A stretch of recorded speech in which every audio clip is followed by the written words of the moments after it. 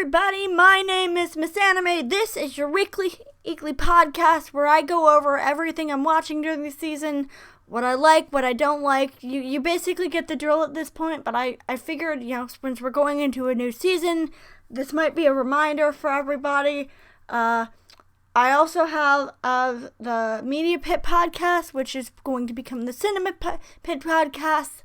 I also produce shorts on YouTube where I basically recap every anime episode in snarky ways. They're like 10 seconds long, so it's kind of like this, except a lot shorter and a lot more in bite form, basically. And I'm also going to start producing content on Odysee, so you guys can check that out. But anyway, this is Miss Anime Seasonal Podcast. Thinking of changing the name, but I'm not sure to what yet. So I have my bag here, and I put all the shows I'm watching in the bag, and I'm going to pull a show out, and that's the order we're going to talk about these shows in. Summertime Rendering is going to be last, because Summertime Rendering is the only show, besides Yu-Gi-Oh! Go Rush and Digimon Ghost Game. Bluntly, both of those shows suck, but it's basically the sunk cost fallacy, where I've invested enough time in those shows that I want to see where it goes, but both of those shows suck, and they're not worth talking about. So yeah, I'm not gonna be diving back in unless something really, really, really like massively interesting happens in Yu-Gi-Oh! Go Rush. I might go back into it if that for one character, as you guys know. Other than that, I don't really care.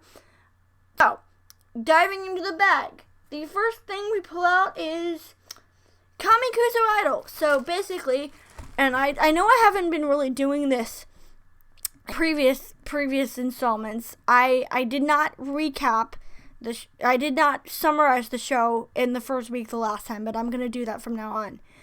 Not every week, mind you, but just in the first week and probably halfway through. Kamikus Arrival. Guy is an idol. He's really, really bad at it. He's got a terrible personality. And basically, he doesn't want to do it anymore. He hates it. He finds it miserable. Meanwhile, he runs into a ghost who is the exact opposite of he is. She loved being an idol. She thought it was great. She misses it. She really wants to do it again. And you know exactly where this is going. I don't need to go any further. You know where this is going. But the thing that I really loved about this show, not just how just not give a shit the main character was when she gets out on stage, in his body, of course, and she's just like, "Hi, everybody, hi," in that very idly way. The looks on people's faces and just the sheer amount of what the fuck was absolutely priceless. It made me burst out laughing just to see how utterly confused and horrified people were to see this idol who just was not. It's a grown man acting like a genki 12-year-old teenager. It was so funny. It was extremely funny. The only thing about this show is I'm not sure this show can maintain for an entire season. It's good, but I don't know what else they can do with it. So we're going to have to see with this one, because the show, it's kind of a one-trick pony. So anyway, moving on. Tokyo Mew Mew Mew. I will admit, I don't have any experience with the old Tokyo Mew Mew. The only shows I have real experience in terms of shoujos are Shugachara, because the male lead I had a huge crush on, and I thought he was incredibly hot. You guys, if you've seen Shugachara, you know he was incredibly hot. Like, oh my god. I know I'm an adult, and I know I shouldn't say that teenagers are hot, but he's still one of the hottest anime characters I've encountered. Like, I never, well, except for Maid-sama, but that's another story for another day. That show and Sailor Moon are the only shows I have really experience with. I've watched parts of Sugar Sugar Rune. I found the main character to be really annoying. And I've watched parts of one of the Jewel Pet series, only because Jun was in it. And you know, for those of you who don't know, I have this rule that if Jun Fukuyama is in something, I must watch at least one episode of it. I don't have to watch more than one, but if he's in it, I have to at least, or if he's in it later, I have to watch it to the point where he's in it. It's like a rule for me. I can't miss a show that he's in. So, I've seen Jewel Pet. I've seen Jewel Pet. And keep in mind, I don't have to watch the sub version. I just have to watch the show. So, like, I've seen Yankoi in English because the English is absolutely hilarious. And if you haven't seen Yankoi, it's not necessarily just that it's bad. It's just that it's so batshit that it's absolutely hilarious. Anyway, we're getting off topic. So, basically, he's in. I have experience with Jewel Pet. I have experience with Sailor Moon. I have experience with Shugachara. And I have experience with Sugar Moon. And I have experience with the Precure series. Which that series has nosedived, but I'll get into. Tokyo Mew Mew is one of the few series I did not have any experience with. Mostly because I found some of the elements in the old show to be very, very, very problematic. Like a lot of shows in that time period. And I didn't watch it. I watched the new show and it's not horrible. Okay, I mostly watched it because the idea of Yuichi Nakamura playing a character who turned into a cat in a shoujo series to be extremely ironic and extremely funny. And if you know Shugachara, you know why that is. I found that hilarious. I don't know if it's on purpose. Probably not, but it's ironic and it's fucking hilarious. So, basically, it's an okay show. It's not great, but I like the fact that I think it's a cute idea, and I want to see they adapt it like the manga. Well, of course they will, and that's the other thing with this show. The original series took a lot of liberties, and I want them to be able to fix those. Next is Isekai Oji-san. Speaking of my June rule, the thing about this show is that it has good ideas, but it doesn't clearly. It drags. It drags on a long time, and after a while, you start to get very, very, very bored with it because it has a lot of cute ideas. But the only idea this episode really played with is he has PTSD. And it's funny for 5 minutes, and then it's like, okay, can you do something else? Like, can you please move on and do something else? I want to see them do more with this concept that he needs to adjust back into the real world. It's going to be funny, but I hope, but I don't know if I'm going to be able to watch this show past a couple of episodes because it's just, it was really disappointing for me. Anyway, back into the bag. Shadow's House 2. Oh, sorry, I forgot to recap the last couple. So Tokyo Mew Mew is a girl is chosen randomly to be a shoujo, and basically she's imbued with the power of an animal, and she's given the power of a cat, I think. One of them gets a bird, and one of them, basically she has to fight it. It's a shoujo plot, you know what it is. Isekai Oji-san is basically as I implied, the main character, his uncle, was isekai'd, but then he's brought back into the real world, and now he has to adjust back into reality, and he has a lot of problems. That's basically the whole plot. Shadow's House 2. Shadow's House, little girl named Miriko, who is freaking precious, and we love her, is brought to a house where living shadows, where the rulers are living shadows, and she's supposed to act as the doll for a shadow named Kate. Basically, every other doll is the living embodiment of their shadow, except for Kate. We don't know why. I know why because I Googled it. I know why Kate is different, but I'm not going to spoil it because I don't want to spoil the plot for other people. But I actually know why Kate is different than Emiriko. Basically, it ends up conspiring that these kids are brought in and brainwashed into being the shadows, into serving the shadows, and it's very creepy.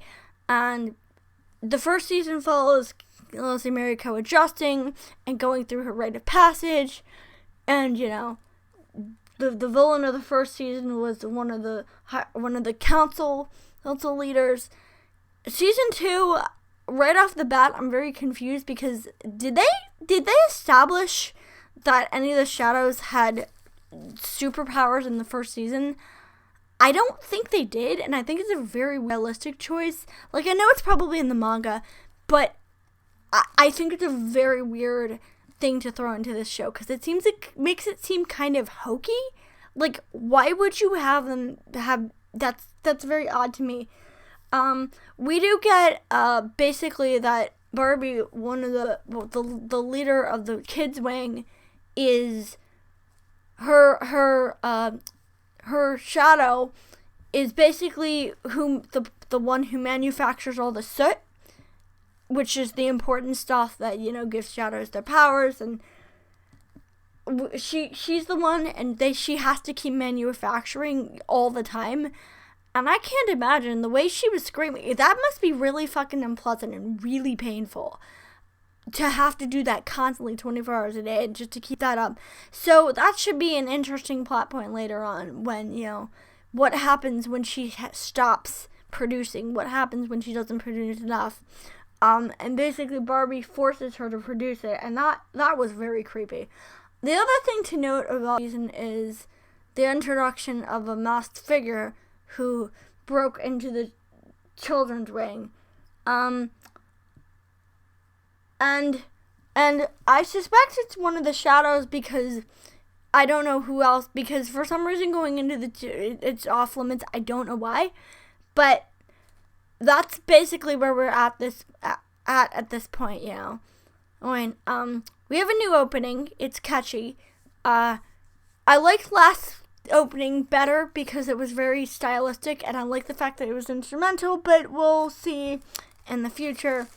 I'm looking forward to seeing this new opening with actual visuals. Next up is Licorice Recoil. Story of a bunch of girls who work at a cafe, and this is actually the second show that has this, but we'll get to that. And they work. Basically, they'll do whatever you want. They'll teach. They'll deliver papers. They'll eat papers. They'll be PIs for you. But in the background, they're doing espionage work. And I think this could work if they actually, are able to develop a plot. The problem I have is, I don't know if they'll be able to actually develop a real plot out of this. Like it could work with a bunch of episodic stuff, but I'm interested to know if they're which direction they're going to take. Are they going to go episodic, where basically every episode is them having a different adventure? It seems like that's going to be the forefront. In the background, they're going to have the weapons trade plotline, which is an interesting concept, but I'm more interested to see their individual adventures of what they're asked to do. So, next is Engage Kiss. This show is so confusing for me. So basically, this show is set in a world where demons were in a floating island, which is used as a mining town, and it attracts demons. I think that's a very interesting concept. And the main character is someone who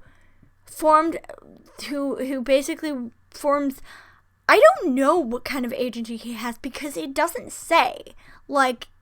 I don't know if it's a PI company. I don't know what, but he basically takes down these demons with his group. And he formed a weapon.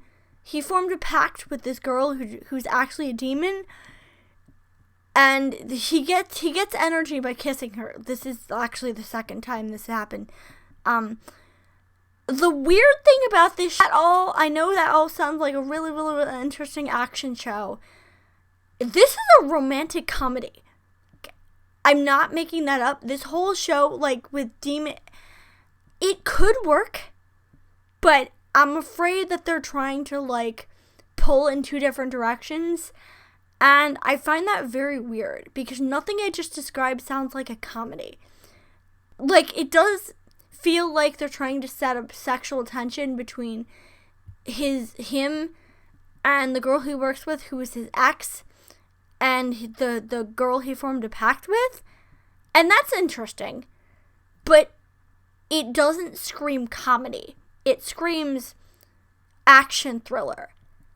I don't know how this is going to work. I don't know. It's weird. It's really weird. Like that's upon hearing this, upon seeing this show, this is really weird.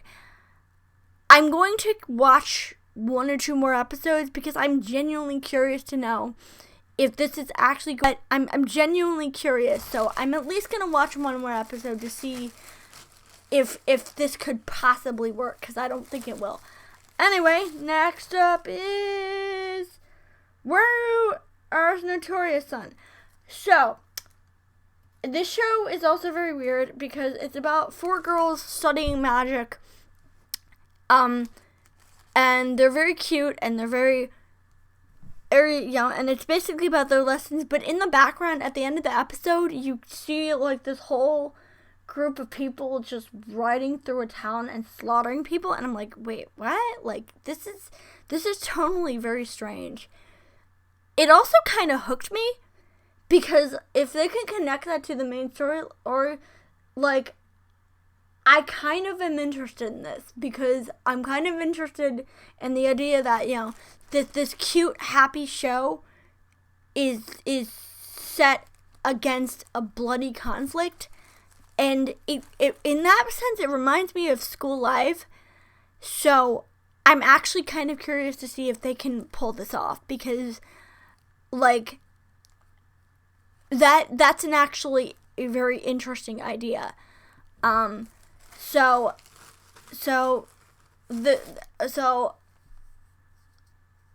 we'll see, basically. And then next up we have Hoshinosama, show of the season, in my opinion. And I know we're on 1 episode in. First of all, I know the art is very weird. And normally speaking, I don't like that. Like, I dropped Yurei Deco mostly because the art was horrid. Like, I couldn't stand to look at the art. It was extremely ugly. But this show's art lends to its concept. Its concept is very eclectic. And this is the same writer who wrote Planet With. Not Planet With. Actually, no, it is Planet With. A show I absolutely loved. So I know this show is going to be awesome. And the main character is an asshole. And, like, it not in the fun kind of way where he just snarks at everything. And, like, the first time he meets I don't know if the lizard person has a name. He just picks him up. He freaks out, and he picks him up, and he just throws him out. Like, he literally picks him up, and he throws him out the window. Like, keep in mind, this is a living being. This is not an object. It's a living being, and he picks him up, and he just chucks him out the window. And the minute he did that, I'm like, oh, when he gets home, that thing's just going to be back in his... And sure enough, and I also love the concept that this girl, she wants to destroy the aliens so she can destroy Earth herself, which is something you don't see very much in anime. Like, I want to destroy the enemy so I can be the one to conquer the Earth. That's an interesting idea. And I just love how none of the characters give a shit. All the characters are assholes to each other. And it's so funny. I know normally people complain about this, but I genuinely like shows with snark. I genuinely love shows with characters who just don't give a fuck. It's one of the things I love most about a show. And I also love the fact that this girl just walks up and just punches the monster right in the face. And she's not even phased. And it's really awesome. And he knows. And the thing I also like the monster designs. I think they're really creepy. The only thing I have a complaint about, and this is not the show, if you'll notice, I use the Japanese titles or the English translation of the Japanese titles. I do not ever use the English title, because this title makes no sense. Hoshino Samidare makes sense. Her name is Samidare Asahina, so it makes sense. Lucifer and the Biscuit Hammer. What does that mean? There is no Lucifer. There is no devil. What the fuck is a biscuit hammer? I don't know what the hell that means. That title is so stupid. So, it's going to be Hoshino Samidare, because that is a much better title. I also look forward to this show because one of the pictures, one of the characters looks really creepy, and I've been missing a good not-so villain. So, this show looks so awesome. And we're moving on from that. And Black Summoner. I was tempted not to make a post about this but I watched it, so I just figured I should bring up that I watched it. This show was incredibly boring, and I'm extremely disappointed because I really, really, really wanted to like this show. And I was looking forward to it because I like the idea. He goes on an adventure with the goddess that summoned him. Nothing happens in the show. Like, literally nothing happens. Not only does nothing happen, it's basically just your typical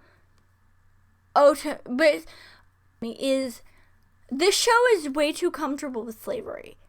Like, I remember the first episode of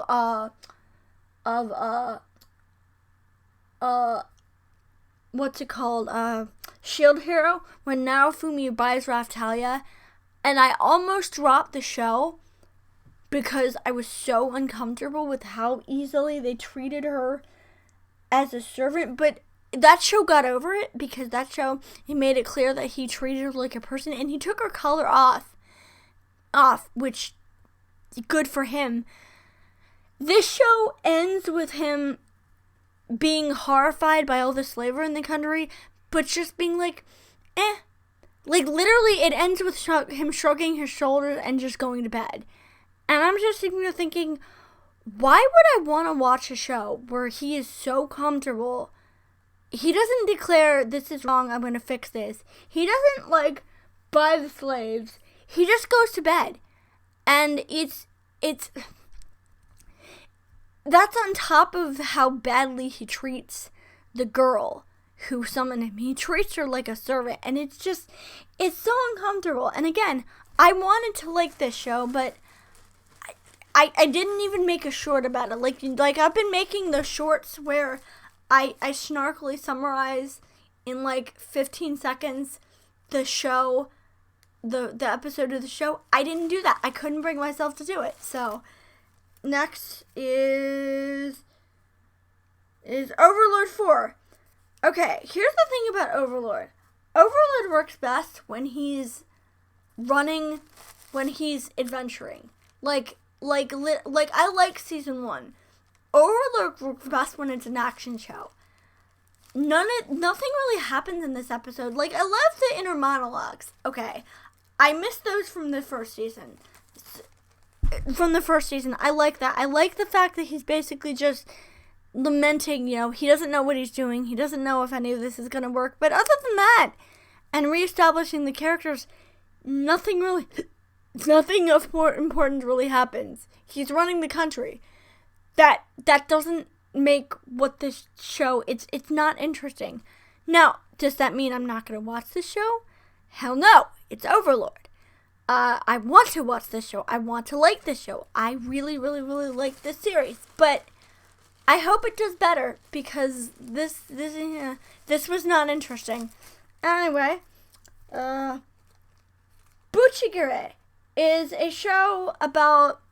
Oh, and Overlord is a show about someone summoned into a world, and he's a skeleton knight, but he wants to hide the fact that he's a skeleton knight, so he disguises himself as an adventurer, and he basically builds this group. You've heard Overlord.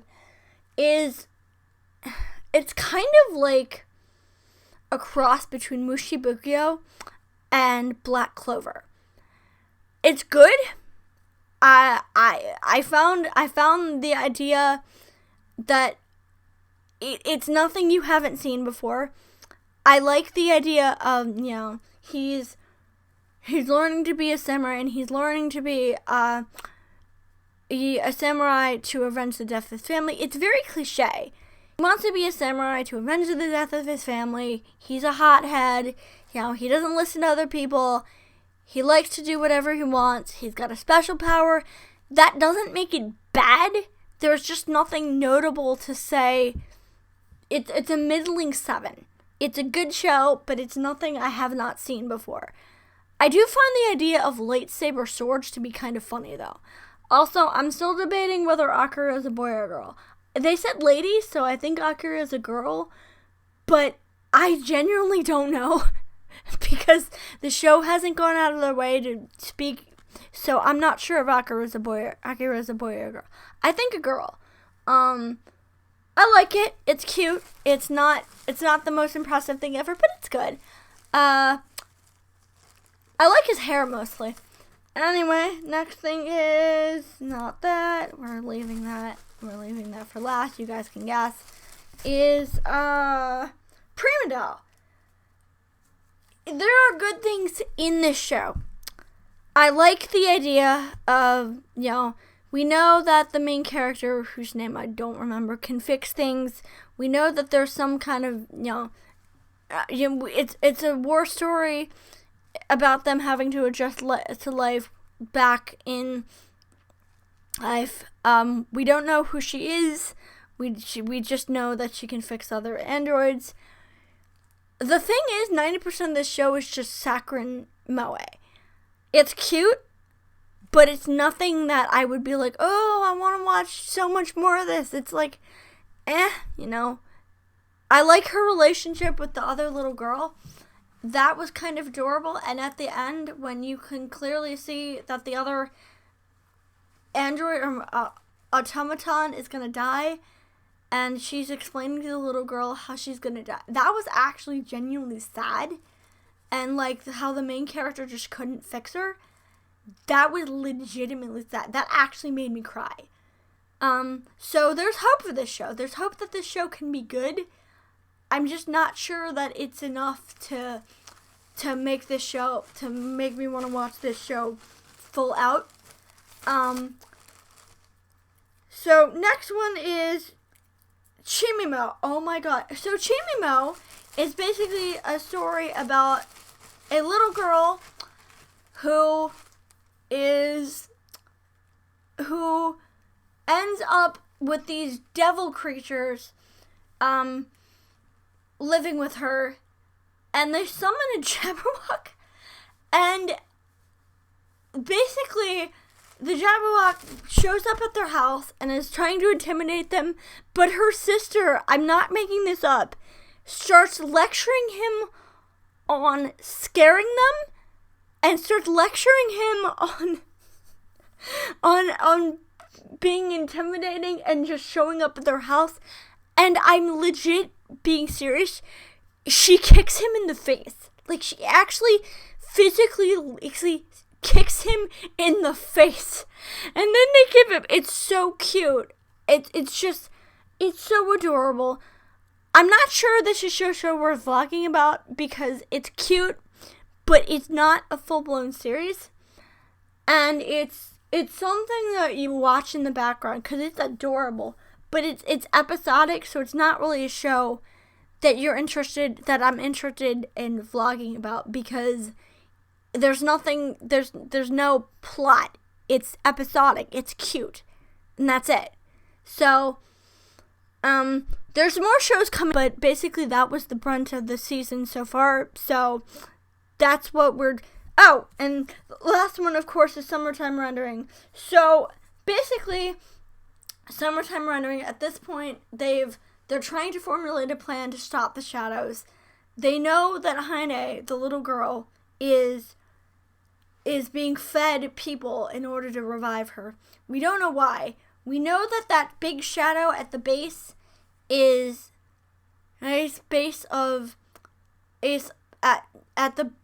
in the hideout is the main shadow, and they're trying to figure out a way to beat it, and they've come to the conclusion that they can't just beat it. They have to figure out another way, because if they go back down there, they're all gonna die. They try going back and capturing Shiori again, but as I predicted, the forearm shadow, Shiori can follow them because she imprinted him, which is terrifying if you think about it, because basically it means that she can follow him wherever she wants. He has nowhere to run, he has nowhere to escape. Somehow this leads to them discovering that he can go back in time. I'm not sure how that works, and I think it's a stupid gimmick. But basically they discover that Hizuru knew her from the past. And I suspect that she was involved in why Ryunosuke died. We actually meet him as a character, so I really, really, really like the new opening. I think it's catchy. But at this point, they're gonna have to, they've gone back in time, and it looks like we're gonna figure out how Ryunosuke died, and that's probably gonna factor into how they beat her. Because they need to figure something out, and they need to figure out another way to get around it, because obviously attacking head on is not going to work. So that was this week. That was the slate shows. I think there are a couple that haven't come out yet. But so far that was the slate of this week. If you like this content, you can visit my Tumblr. You can visit my Patreon, where I post the same episodes just in case they get taken down from YouTube for whatever stupid reason, because I don't entirely trust YouTube's copyright system, which is why I haven't posted scripted content. You can visit my RSS feed, where I have the Media Pit, soon to become the Cinema Pit. I have an Instagram. I already mentioned I have a Tumblr. So that is it for this week, and I will see you guys in the next podcast.